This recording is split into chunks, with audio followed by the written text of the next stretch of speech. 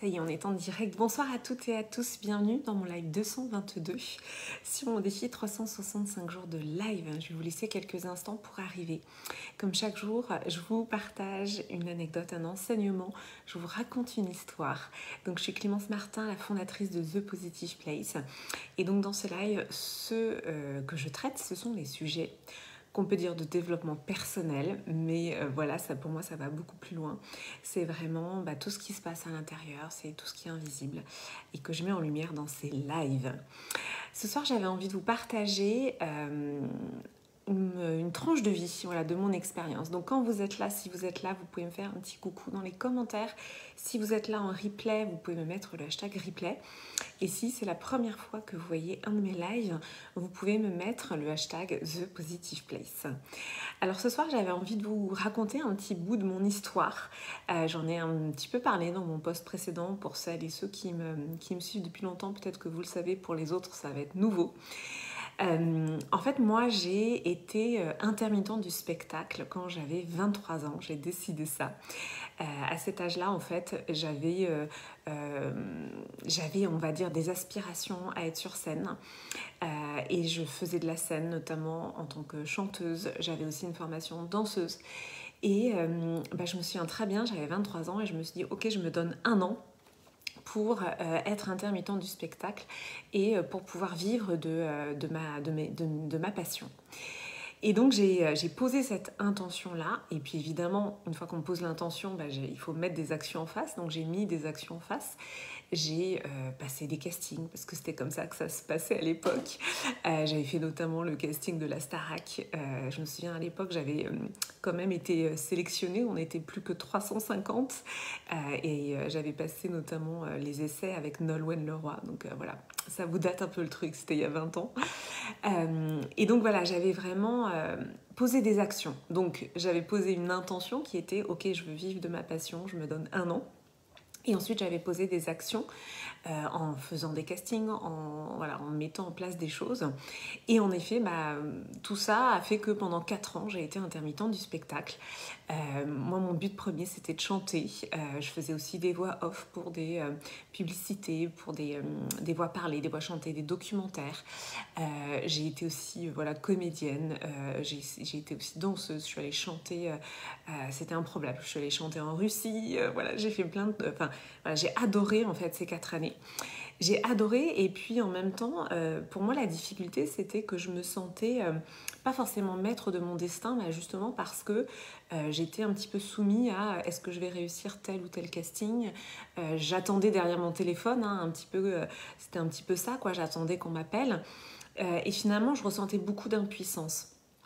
Et depuis que j'ai fondé The Positive Place en 2019, tout d'un coup, je me suis souvenue de ce que je ressentais quand j'étais intermittente du spectacle. Parce qu'en fait, pour moi, c'est vraiment...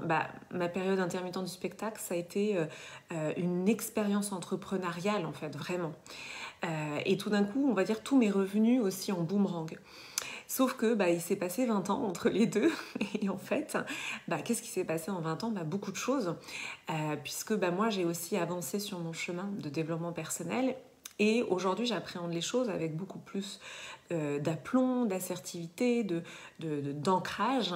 Et il y a notamment des choses que je sais que je ne veux plus vivre, notamment le fait d'attendre, d'être dans des postures d'attente. Et c'est vraiment quelque chose que j'ai appris, que j'ai développé en moi, c'est d'être proactive, de poser des intentions, mais aussi de poser encore plus d'actions et vraiment d'être dans une posture où je ne vais pas me sentir impuissante. En fait, l'impuissance, c'est vraiment une notion que j'ai énormément travaillée parce que ça nous relie à quelque chose d'insupportable en tant qu'être humain, c'est qu'on n'a pas la main sur notre destin. Et justement, moi, ce que j'ai trouvé dans tout mon chemin de développement personnel, c'est vraiment des clés pour reprendre la main, pour vraiment ne plus subir son destin.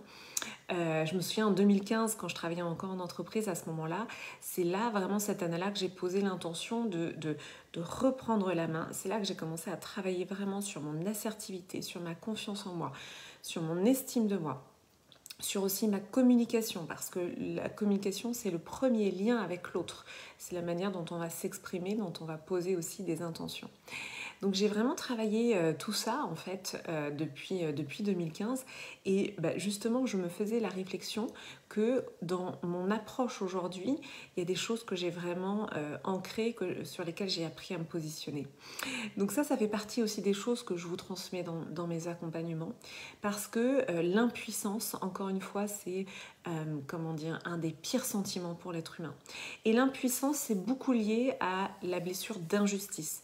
La blessure d'injustice, c'est vraiment le fait de voir tous les événements de notre vie comme si c'était contre nous, comme si l'univers était contre nous, comme si on n'allait jamais y arriver, comme si voilà, c'était toujours contre nous. Moi, c'est vraiment un récit que que je me suis beaucoup raconté. Alors, j'ai eu certes des événements dans ma vie et encore une fois, je distingue vraiment le fait de vivre des événements difficiles et le fait de se raconter cette blessure d'injustice. Évidemment qu'il y a des événements dans la vie qui sont très difficiles et c'est pas du tout ça que je remets en question.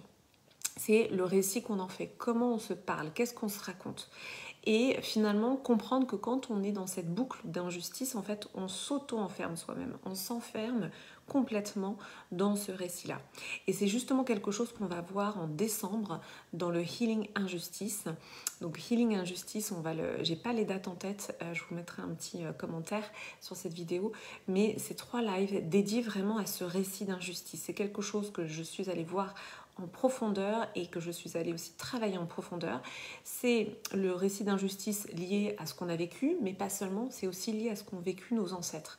Parce que dans nos blessures, dans l'ici et maintenant, eh bien, il y a beaucoup de choses qui finalement ne nous appartiennent pas et qu'on va rejouer dans l'ici et maintenant, dans nos vies actuelles, et qui sont en fait des héritages émotionnels, ce qu'on appelle des héritages émotionnels qui nous proviennent de nos lignées. Et c'est vrai que moi j'ai tellement souffert de tout ça, j'en ai parlé dans mes différents posts, que j'ai eu à cœur de creuser en fait des vraies solutions pour se libérer de ces héritages-là, pour vraiment reprendre le récit de sa vie. Je dis souvent ça, réécrire, reprendre le récit de sa vie, c'est vraiment écrire la vie qui nous convient et non pas la subir et sortir de l'impuissance. Dites-moi si ça vous parle, dites-moi en commentaire si ça résonne, dites-moi comment ça résonne. Je suis toujours très heureuse de lire vos commentaires et puis de rentrer en résonance avec vous. Si vous y êtes sensible, moi ça me touche, parce que c'est vraiment pour ça que je fais ces lives. Merci, super merci pour les pouces. Donc c'est vraiment pour entrer en lien avec vous. Voilà, donc je serai très heureuse de vous lire. Je vais vous souhaiter une très belle et douce soirée. Je vous embrasse fort et je vous dis à demain pour le live 223.